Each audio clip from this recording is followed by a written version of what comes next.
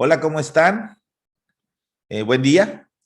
Bienvenidos a este sexto curso virtual mexicano de anestesia obstétrica. Yo soy Eder Zamarrón, soy especialista en urgencias y subespecialista en medicina del enfermo en estado crítico. Y el tema que voy a desarrollar a continuación es abordaje del fenómeno tromboembólico en embarazo y puerperio. Es un tema muy interesante, está estructurado de una forma práctica, así que espero que nos acompañes hasta el final del mismo. Recordemos que per se el estado de embarazo, el estado fisiológico de embarazo y el puerperio aumenta importantemente el riesgo para presentar enfermedades tromboembólicas, ya sea trombosis venosa profunda o la tromboembolia pulmonar, que es el escenario peor que pueden presentar estas pacientes. La tromboembolia pulmonar es la séptima causa de mortalidad materna, es decir, no es nada infrecuente que ocurra. Y recordemos que muy comúnmente ocurren en las áreas hospitalarias. En el manejo perioperatorio nos podremos encontrar ante esta situación. Las embarazadas o las pacientes puérperas, como les comento, per se tienen un estado protrombótico. Sin embargo, existen factores de riesgo para trombosis venosa profunda y posteriormente para tromboembolia pulmonar, como lo es la diabetes, ya sea diabetes mellitus o diabetes gestacional, multiparidad, edad más de 35 años, la presencia de insuficiencia venosa eh, superficial que presenten venas varicosas así de forma visual, situaciones de procesos infecciosos o inclusive procesos sépticos, el antecedente de una hemorragia obstétrica. Recuerden que el paciente que ha sangrado recientemente tiene un estado protrombótico. Cualquier trombofilia ya previamente sabida o que se desarrolle durante el embarazo.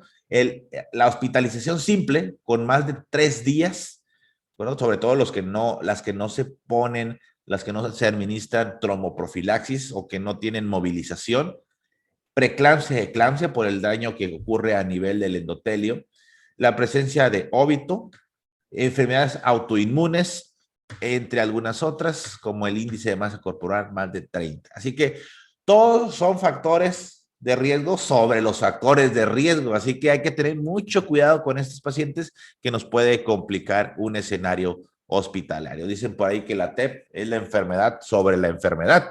Regularmente, pues está sobre una situación, como en este caso, una situación fisiológica, que siempre dicen rondan en lo fisiopatológico, los cambios del embarazo, o a enfermedades previas como las describimos acá. Entonces, por lo que vamos a ir directamente es a buscar qué clínica está presentando, qué cuadro clínico presenta mi paciente para detectar que está teniendo una enfermedad tromboembólica. Este fenómeno es muy importante detectarlo para saber entonces cómo realizar intervenciones. Si a nivel de la extremidad, sobre todo de la izquierda, pero cualquier extremidad inferior, presenta aumento de volumen y datos de inflamación, entonces podremos estar sospechando que tiene una trombosis venosa profunda, sobre todo si es de inicio agudo. Diagnósticos diferenciales, claro, erisipela, celulitis, etcétera, o inclusive que tengan esos procesos infecciosos locales que se compliquen con trombosis venosa profunda. Entonces, nunca debemos olvidar eso. ¿Para qué nos sirve el dímero D? El dímero D prácticamente, como es producto de la degradación de la fibrina, nos sirve para descartar si existe un proceso trombótico cuando sale negativo. Cuando sale positivo, el valor predictivo positivo no es muy bueno. Puede ser que esté elevado por muchas situaciones proinflamatorias. Sin embargo, cuando el dímero D está negativo, y más en una embarazada, entonces estamos relativamente tranquilos en que no exista una situación agregada de trombosis venosa. Y ahora lo que haremos de forma muy práctica es un ultrasonido con presión. También puede ser un Doppler, pero lo más frecuente que tengamos es un traductor lineal y que podamos nosotros comprimir la vena femoral y exista ausencia de colapso. Vean aquí, como aquí comprimimos una sola vez en una extremidad y no se colapsa. La contralateral sí va a estar colapsable. Así que eso nos indica que hay un trombo en el sistema venoso de las extremidades. A la exploración física, como les comento, aparte de los hallazgos de inflamación, el signo de Homans, que es una dorsiflexión del pie que causa dolor en la pantorrilla, los gastronemios, o comprimir los mismos y que cause dolor, como es el signo de Hollow.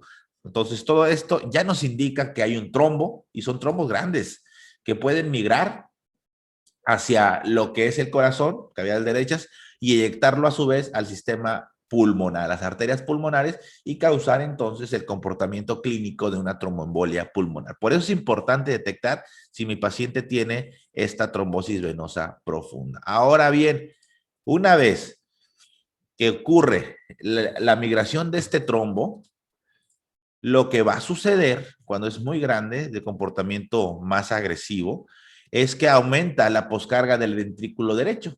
La presión media de la arteria pulmonar incrementa más de 25 milímetros de mercurio y esto causa un impacto al ventrículo derecho que no está acostumbrado a manejar esas presiones tan altas, no está acostumbrado a vaciarse a tanta poscarga. Lo que ocurre es que comienza a disfuncionar, causando un fenómeno que se llama interdependencia ventricular, que es que el septum se desplaza hacia el ventrículo izquierdo. Como hay un trombo en la circulación pulmonar a nivel arterial, pues impide el paso hacia el sistema venoso y por lo tanto también disminuye la precarga del ventrículo izquierdo, la precarga izquierda. Y aunado a la disminución del calibre del ventrículo izquierdo, pues cae el gasto cardíaco y es como nos puede presentar choque este tipo de pacientes. Las manifestaciones más comunes, mucha bibliografía sí es netamente descrita en embarazo, otras son absorbidas de guías de pacientes no embarazadas o no con estado de puerperio, pero pues tiene pues mucha lógica que describan estos mismos síntomas, porque así suceden. Entonces, si yo quisiera escoger el signo o síntoma más común, pues yo diría que la disnea puede ocurrir hasta en un 80% de las situaciones. También la taquipnea ocurre muy frecuentemente. El dolor torácico, su external también es bastante frecuente, así como la taquicardia. También algunos otros síntomas como el dolor torácico pleurítico, la presencia de tos, inclusive hemoptisis. También los signos de trombosis venosa profunda, que a veces no es que no los presenten, sino que no los buscamos, que es importante porque pues de ahí vienen los trombos regularmente. Inclusive fiebre puede estar asociada a únicamente, aunque no exista proceso inflamatorio o un proceso infeccioso, perdón, sí ocurre también fiebre, síncope y el dolor unilateral de la pierna, que es en relación a trombosis venosa profunda. Así que siempre la clínica es muy importante que la sigamos, que la tengamos, porque de esta forma podemos saber si mi paciente tiene un puntaje alto para desarrollar entonces una tromboembolia pulmonar. Existen varios puntajes, el más clásico es el de Geneva o Ginebra Score, en el cual te dice si hay una edad más de 65, te da un puntaje, si hay una tromboembolia pulmonar o trombosis venosa pulmonar previa, te da 3 puntos, una cirugía o fractura en el mes pasado, 2 puntos, una neoplasia activa, 2 puntos, el dolor unilateral de la pierna, 3 puntos, hemoptisis, 2 puntos, la frecuencia cardíaca que te da puntaje entre más tengas y el dolor a la palpación en la pierna, 4 puntos. De aquí, entonces, aquellos pacientes que se sospecha del cuadro clínico previamente descrito, le vamos a asignar un puntaje bajo, intermedio o alto, y eso nos va a dar cierto pie a que tengamos una sospecha cada vez mayor de una tromboembolia pulmonar complicada a partir de una trombosis venosa profunda. Y existe también el puntaje que va, digamos, hacia el otro lado. El hecho de que cumpla con criterio te da 0 puntos. Por lo tanto, si tiene 0 puntos, descartas que tenga la enfermedad. En este caso, pues PERC, así se le llama a esta escala, pues que te va a lo contrario. O sea, si tiene menos de 50 años, te da 0. O sea, es algo que no tiene mucho riesgo de tromboembolia. Si tiene un pulso menos de 100, también te da 0. Si satura bien, te da 0. Si no tiene datos de trombosis venosa profunda, te da 0. Si no tiene hemoptisis, te da 0. Si no hay cirugía reciente, si no hay embolismo previo, si no hay uso de hormonas, da 0, ¿sí? De tal forma que el hecho de que te cumpla con criterios, con todos los criterios en 0, y un dímero D negativo te descarta prácticamente tromboembolia pulmonar, que es lo que vimos previamente. Si no hay cuadro clínico y dímero D negativo, pues las posibilidades o el valor predictivo negativo es bastante alto, alcanza sensibilidad y especificidad bastante aceptables. En este caso, sensibilidad, ¿por qué? Pues porque te descarta prácticamente la enfermedad. Si sale positivo, pues entonces tienes que buscarle y confirmarle. ¿Con qué? Con diferentes auxiliares de diagnóstico. Vamos a hablar de los menos específicos a los más específicos. En este caso, o los de menor rendimiento a los de mayor rendimiento. La gasometría arterial puede mostrar hipoxemia. En un inicio muestra hipocapnia y después, cuando se agrava la situación o cuando se fatiga en la mecánica ventilatoria, causa hipercapnia. ¿Por qué? Porque aquí hay un aumento del espacio muerto. Es decir, hay una trombosis en el sistema arterial que impide la oxigenación. Impide que la sangre que pase por el capilar pulmonar se oxigene. No hay nada en aumento de CHUMS en estos pacientes de manera inicial, solamente hay aumento del espacio muerto. En el electrocardiograma, lo más común, y siempre es pregunta para todos lados, es que presenten taquicardia sinusal. También puede dar bloqueo de rama derecha del aldehis, dato de sobrecarga ventricular, también puede llegar a suceder, o el complejo de Mahay-White, que es el famoso S1, QT, T3, que significa que hay una onda S profunda en D1, hay una onda Q en D3 y una onda T negativa en T3, que pues no ocurre frecuentemente, pero si ocurre, pues, está presente en este contexto, podemos sospechar de tromboembolia pulmonar.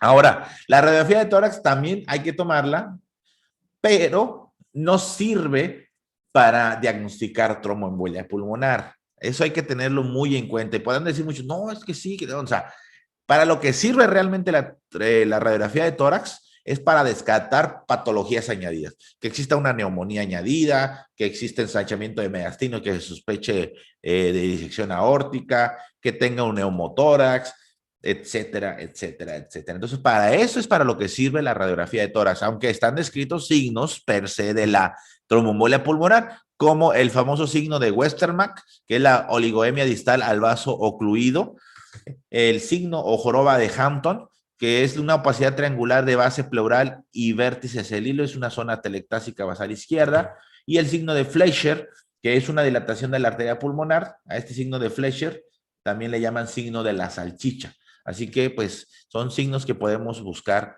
pues, intencionadamente, pero no aferrarnos a encontrarlos. Ahora bien, ya vamos a profundizar al abordaje. Si nosotros sospechamos de una tromboembolia pulmonar proveniente de esa trombosis venosa profunda, es decir, ya estamos ante un contexto de un fenómeno tromboembólico muy sospechoso. Entonces, debemos decidir si hay o determinar si hay shock o hipotensión. Si hay datos de hipoperfusión tisular en general, como datos de shock y hipotensión, entonces lo que debemos de hacer es clasificar automáticamente la tromboembolia pulmonar como un riesgo alto. Si no hay shock e hipotensión, ahorita en estos momentos decimos que es de riesgo bajo, aunque puede convertirse o puede estar en un riesgo intermedio que vamos a ir haciendo el análisis ya a continuación.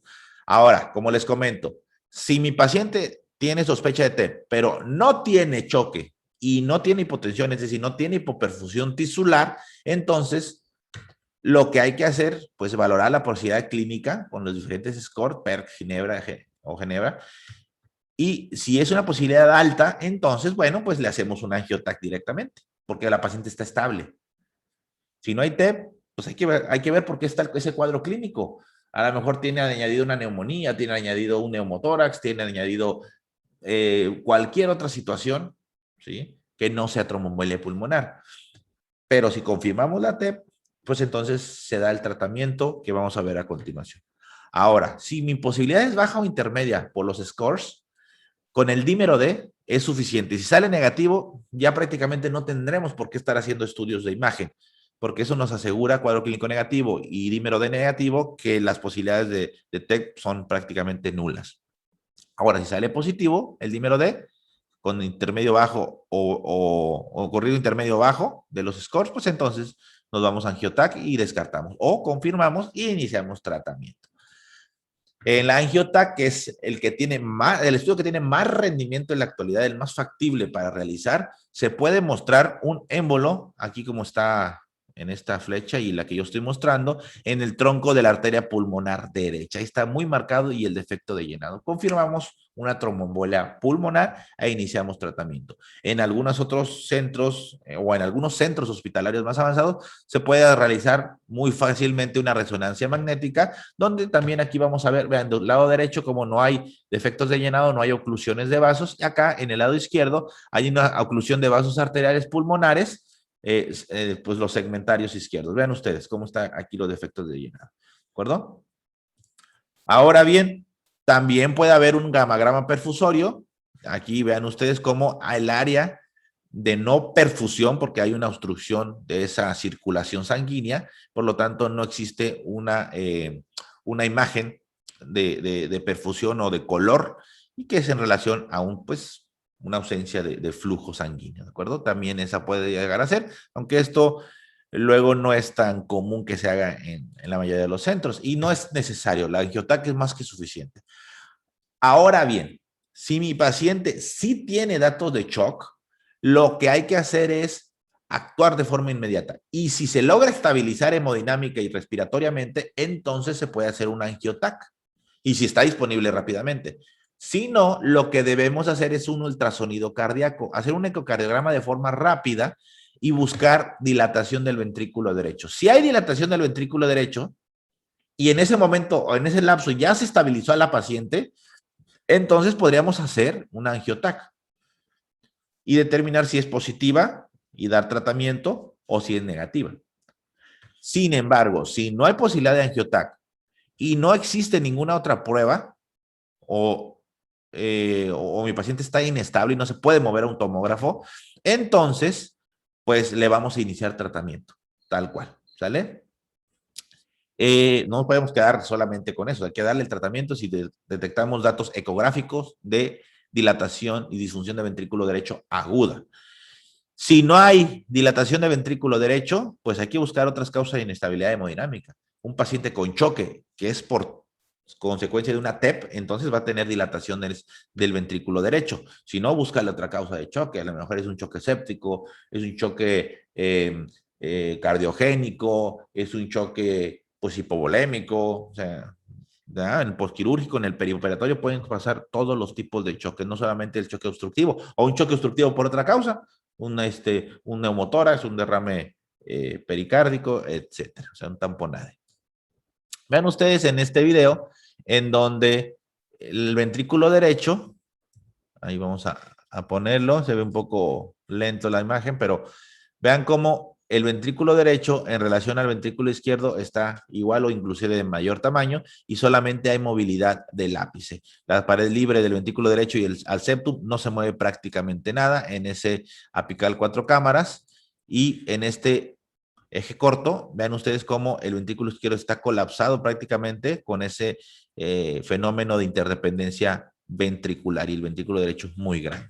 Ese paciente hay que actuar, hay que quitarle ese trombo de la circulación pulmonar para que se libere y mejore la función cardiovascular. Entonces, vean ustedes aquí como el signo de McConnell, que es lo que les comento, que el ápice sí se mueve, sí se contrae bien el ápice, pero el resto del ventrículo no lo hace.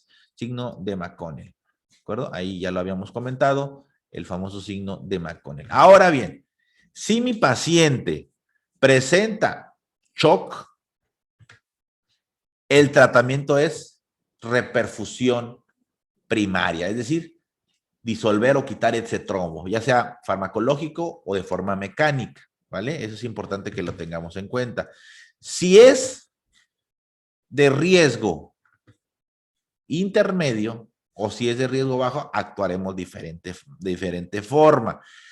Para esto debemos de sacar el índice de gravedad de embolia pulmonar, que ahorita vamos a ver a continuación. Si es un índice de 3 o 4, o el simplificado que es más de 1, que esto se puede usar más en obstetricia, entonces se considera inmediatamente de riesgo intermedio. Ahorita lo vamos a ver en la escala.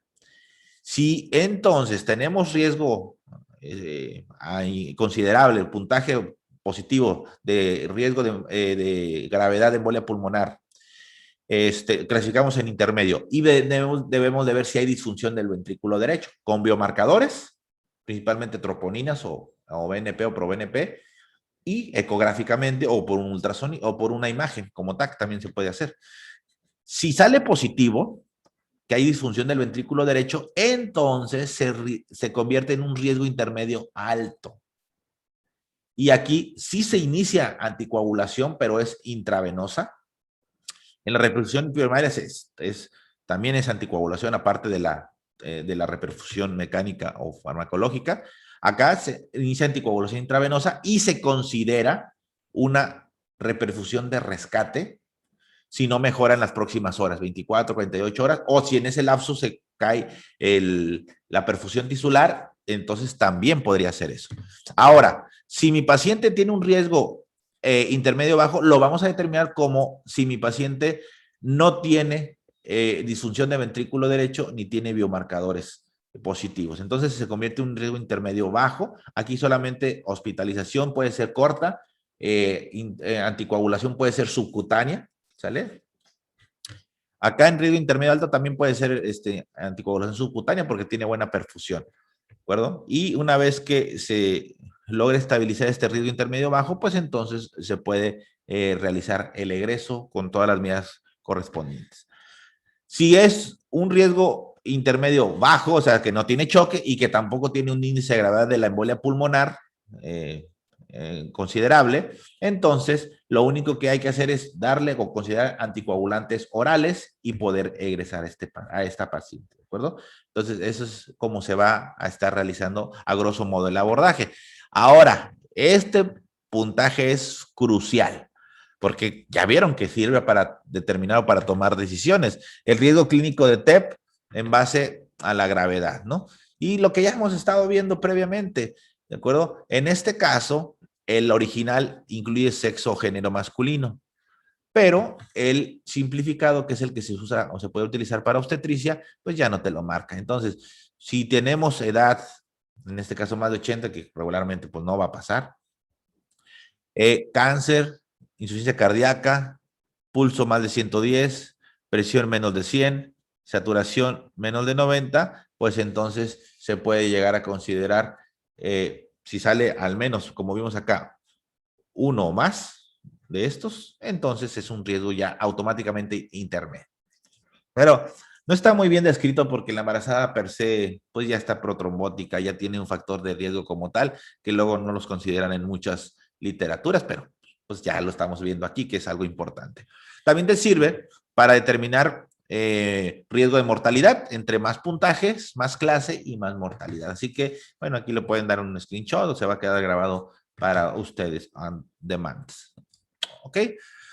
Como datos sugestivos de disfunción de disfunción de ventrículo derecho, pues el ecocardiograma. O sea, diferentes signos de McConnell, signos de 60-60, la relación aumentada del BD versus el BI. En la angiotac también se puede ver ese aumento de diámetro con paredes delgadas del ventrículo derecho. Bioquímicamente con diferentes marcadores, pero los más importantes es el BNP o proBNP y las troponinas, ¿de acuerdo? El ecocardiograma puede dar ahí datos de sobrecarga ventrículo derecho y lo que ya vimos previamente, pero realmente BNP, troponinas e imagen son los que van marcando la pauta. Y como les comento previamente, si mi paciente tiene choque en el contexto de TEP, pues ya es de alto riesgo, tal cual. Riesgo intermedio va a depender si hay o no disfunción de ventrículo derecho. Si hay disfunción de ventrículo derecho, entonces se considera un riesgo intermedio alto. Si no lo hay o no hay los dos, un riesgo intermedio bajo. Y si no hay choque ni disfunción de ventrículo derecho, solamente casi siempre es un hallazgo, es una TEP de bajo riesgo. Entonces, esto sí lo voy a leer tal cual. Una estrategia de diagnóstico basada en la evaluación de la posibilidad clínica, la medición del dímero D, ecografía de compresión de extremidades inferiores bilaterales y angiotomografía pulmonar puede descartar de manera segura la tromboembolia pulmonar en mujeres embarazadas o puérperas, ¿de acuerdo? Entonces, pues es importante que hagamos todo el contexto diagnóstico. En la embarazada, recordemos siempre el ABCDE y la evaluación de la edad gestacional. ¿Por qué? Porque cuando hay más de 20 semanas de gestación, siempre hay que tener a mi paciente en decúbito lateral izquierdo, en medida de lo posible, 15 a 30 grados. ¿Por qué? Para evitar la compresión aortocava y entonces causar un bajo gasto cardíaco o empeorar la situación hemodinámica. En este caso, la frecuencia cardíaca fetal entre 110 y 160 es bastante buena, que te habla de una perfusión tisular. Es un signo vital materno prácticamente de la frecuencia cardíaca fetal. La lateralización puede ser bimanual, unimanual o pues posicional como tal, con unos textiles en la parte derecha de la paciente para que se lateralice hacia la parte izquierda como tal. Si mi paciente tiene una TEP masiva, o sea, es una situación de inestabilidad hemodinámica y que ya se corroboró con ultrasonido o inclusive con una angiotac en medida de lo posible, como comentamos previamente, entonces lo que hay que hacer es darle un soporte hemodinámico. En este caso está descrito, aunque ya sabemos que ya mucha literatura habla de hacer prueba de respuesta a volumen, la administración de líquidos, verificando siempre esa respuesta a volumen, máximo 500 mililitros, máximo. Si no mejora, o inclusive pueden optar por primero iniciar norepinefrina. Sin embargo, en la embarazada sí se trata de optimizar la volemia cuando esto hace falta para que el vasopresor no tenga tanto efecto deleterio a nivel uteroplacentario, ¿verdad? Que no se empeore tanto la situación fetal. Y mantener siempre una PAP arriba de 65 milímetros de mercurio.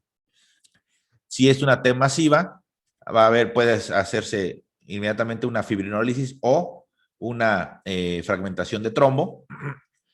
Y hay que considerar esto, evitar ventilación mecánica. Pueden usar no invasiva, ¿vale? En lo que resuelven el caso. Si no, pues tienen que intubar. Si llegan a intubar a la paciente, entonces hay que cuidar siempre la presión meseta, que no sea más de 25, o sea, o máximo 28, y no ponerle PIP, no ponerle PIP, o sea, ponerle zero de PIP para que no exista alguna presión extra en el tórax que impida la función, pues ya de por sí, pues deteriorada del ventrículo derecho. ¿De acuerdo? Entonces, SIP y presiones meta en la meseta, ¿no? Ahora bien, si es una TEP de alto riesgo porque hay hipoperfusión, se prefiere la anticoagulación intravenosa y con heparina no fraccionada, que es la que es farmacológicamente descrita para intravenosa. Y dos, a la par, estrategias de reperfusión, como una embolectomía pulmonar quirúrgica, que en la embarazada sí se prefiere un poco más esto que la farmacológica, porque hay cierto riesgo de hemorragia y también de situación de complicación fetal. Así que si hay posibilidad, embolectomía pulmonar quirúrgica, si no una farmacológica. Y también puede ser cada vez más en boga una trombólisis dirigida por catéter percutáneo, que es una alternativa a la embolectomía quirúrgica o cuando estas situaciones también puede ser cuando es un riesgo intermedio que no mejora con anticoagulación, entonces un riesgo intermedio alto que no mejora con anticoagulación, también se puede hacer esta estrategia. La anticoagulación en tromboembolia pulmonar, le voy a dejar obviamente aquí, tomen un pantallazo o lo van a recordar posteriormente o apunten. Puede ser con heparina de bajo peso molecular cuando no hay hipoperfusión tisular, es decir, los de riesgo intermedio, como deltaparina o enoxaparina, siempre vigilando, haciendo un monitoreo estricto de todo esto. También recuerden, pues, vigilar plaquetas, vigilar tiempos de coagulación, vigilar datos de sangrado activo, pues, todo eso sería contraindicación. La heparina no fraccionada, que es cuando hay hipoperfusión, es la heparina sódica. El esquema más clásico, el clásico es de 80 unidades por kilo y luego una infusión de 18 unidades por hora, kilo hora, manteniendo el TTP entre 50 y 90 y haciendo un monitoreo un poco más estricto de esta situación. Así que esas son las posibilidades. Muchas veces tenemos enoxaparina y siempre tenemos heparina sódica. Ahora bien, algo considerable, ya en este grupo de pacientes mucho más en específico, o sea, que están en trabajo de parto y que requieren anticoagulación, es que pues sí se debería de suspender las heparinas de bajo peso molecular, la enoxaparina, al menos 24 horas antes del parto. O sea, si están con una situación de fenómeno tromboembólico, tanto de trombosis venosa profunda que requiere anticoagulación o de una tromboembolia pulmonar tal cual, pues vamos a meter en un problema. 24 a 36 horas sin anticoagulación es indeseable. Entonces, ¿qué hacemos? Pues ni modo, o sea, tenemos que quitar la anticoagulación y estar con la consigna de que posiblemente puede empeorar. Si tiene una trombosis venosa profunda, pues puede ser una tromboembolia pulmonar y hay que estar muy al pendiente de eso, pero es algo que pues tampoco se nos puede morir desangrada a la paciente. Por eso se prefiere muchas de las veces la heparina sódica, porque esta tiene una vida media más corta y se puede suspender 4 a 6 horas antes del parto. Entonces dejamos desprotegida menos tiempo a mi paciente. Por eso van a ver que muchos utilizan heparina sódica, inclusive aunque no esté con hipoperfusión tisular la paciente. Cuando hay contraindicación de anticoagulación, cuando tienen un FEBI muy baja, o que tiene mucho riesgo embólico o inclusive una TEP reciente, aquí hay que poner un filtro de vena cava inferior. Recuerden que el filtro de vena cava inferior no es para tratar la tromboembolia pulmonar, es para evitar que ocurra o que ocurran recurrencias de la misma. Así que es importante esta situación. Y ojo aquí, reiniciar anticoagulación 12 horas después de la cesárea o 6 horas después del parto vaginal. Ni modo, o sea, nada más verificar que las plaquetas estén arriba de 50,000, que los tiempos de coagulación estén normal y que no haya ningún dato de sangrado activo y tendremos que hacerlo. O sea, yo sé que es una situación muy compleja, pero hay que basarnos en evidencia. Si vamos a determinar una repercusión farmacológica, el de elección sigue siendo el alteplase. 100 miligramos para 2 horas sigue siendo el esquema y párale de contar. Hay algunas otras alternativas o algunos otros fármacos que cada vez más van en boga, como el TNK, pero hasta el momento lo que está indicado es el alteplase. Tal vez en el momento que grabe esta clase y salga a la luz, pues en estos meses, ¿verdad? A lo mejor ya cambia, pero hasta el momento esto es la actualidad. Ahora, ¿por qué? ¿Por qué? Porque se trata de evitar la trombólisis. Aunque son estudios pequeños y pues no todos son tan recientes, pero son lo que hay en la embarazada. 172 embarazadas tratadas con trombolíticos, o sea, con fibrinolíticos, la mortalidad materna fue del 1%, la pérdida fetal es del 6% y las complicaciones hemorrágicas maternas hasta un 8%. O sea, aún así, si se dan cuenta, no es tan importante. Por eso, si no hay la posibilidad de fragmentación de trombo, pues entonces se puede hacer una trombólisis de forma relativamente segura. Ahora, si mi paciente presenta un riesgo intermedio alto y no mejora con la anticoagulación, podría considerarse la reperfusión farmacológica, pero con media dosis de trombolíticos. Puede ser dosis bajas de tenecteplase o dosis bajas de alteplase. Bueno, pero eso ya se requerirá un abordaje un poquito más consensuado, ¿verdad? Con todo el equipo de respuesta obstétrica, de respuesta inmediata obstétrica. Así que es importante que eso también lo tengamos en cuenta. Ahora ya por último, recordemos que el pronóstico de la TEP depende de la situación hemodinámica que presente. Esto es una patología hemodinámica. Entre más compromiso hemodinámico tenga, mayor mortalidad va a tener. Entonces, como siempre se dice, tiempo es cerebro, tiempo es miocardio, tiempo es tejido en general, tiempo es vida en general. Así que hay que actuar bien, rápido y a la primera. ¿Por qué? Porque lo que beneficia a la madre es en general bueno para el feto. Así que siempre hay que priorizar a la madre en esta situación, teniendo el abordaje multidisciplinario. Recuerde, clínico, quirúrgico, siempre anestesiología, ginecología, terapia intensiva, medicina interna, todos debemos de estar en conjunto, banco de sangre, cirugía, trabajo social, todo el equipo de respuesta inmediata obstétrica debe de estar enterado, obviamente los subdirectores o directores, todos los administrativos, para que se tomen mejores decisiones. Eso es muy importante que lo tengamos en cuenta. Entonces, siempre ya nada más unos consejitos para que se lleven a casa, sospeche factores de riesgo para trombosis venosa profunda, y esto va a desarrollar tromboembolia pulmonar con el cuadro clínico que describimos. Si es alto riesgo, Anticoagulación y reperfusión inmediata. Ni modo, rápido. Si no hay foricidad de fragmentación de trombo, pues trombólisis.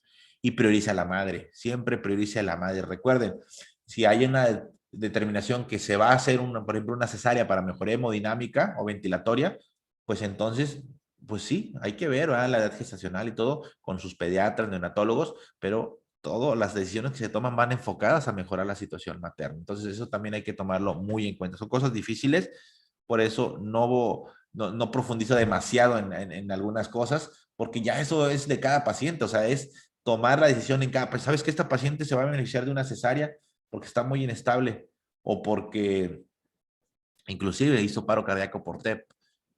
Muchas otras cosas que pueden estar ahí metidas y entonces pues hay que tomar luego decisiones. Y considere si llega a intubar a la paciente o si está en transquirúrgico, quítele el PIP para que no empeore más la situación hemodinámica. Bueno, entonces, pues hay mucha bibliografía, no toda es tan reciente, pero aquí se las comparto para que puedan, pues, ir checando en lo que describimos previamente. Muchas gracias. Ahí les dejo mis redes sociales y gracias por estar en este excelente curso y gracias por la invitación al comité organizador. Bye.